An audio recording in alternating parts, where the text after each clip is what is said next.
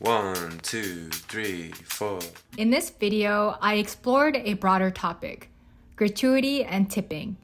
Most service vendors and merchants now integrate a point of sale or POS system in their checkout process.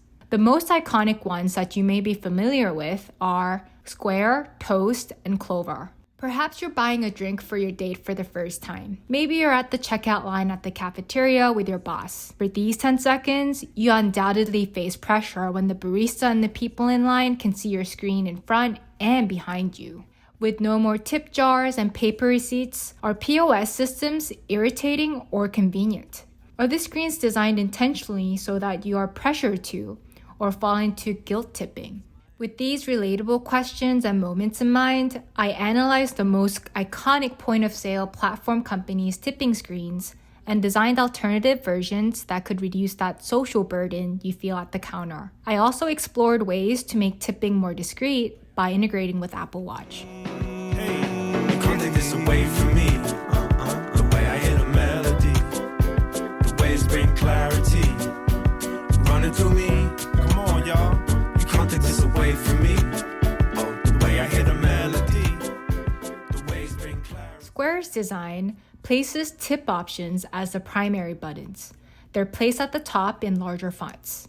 Moving on to my versions, I wanted to incorporate a more qualitative aspect to each tip interval by introducing relevant sentiments. I used its logo as the inspiration, and that's why you see outlined buttons. Each button is now associated to an emoji relating how a customer felt about his or her experience to an emotion. As the tip percentage increases, so does the intensity of the customer's impression.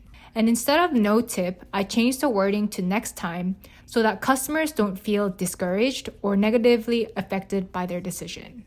The second version plays with color, as this blue is used throughout their website as the primary button. Toast has an interesting design where it places all buttons in a single row.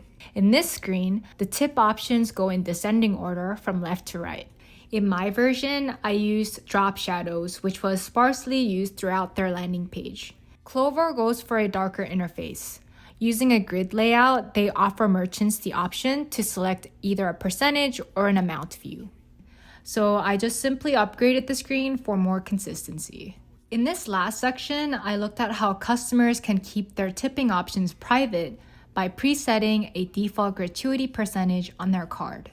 Here is a proof of concept I created to set up a gratuity percentage on my Apple Watch. In the Wallet and Apple Pay section, each card will have settings for gratuity. There, I can set up a percentage which will then be used as a default amount at the end of my transaction. With this 15% gratuity I set up for my Apple Watch, when I get my matcha latte and the merchant is using Square, I will see these three options as a tipping screen: My Tip, Custom Tip, and Skip. This way, the checkout process becomes more personal and customers feel more confident about their choices in public settings. Running through me.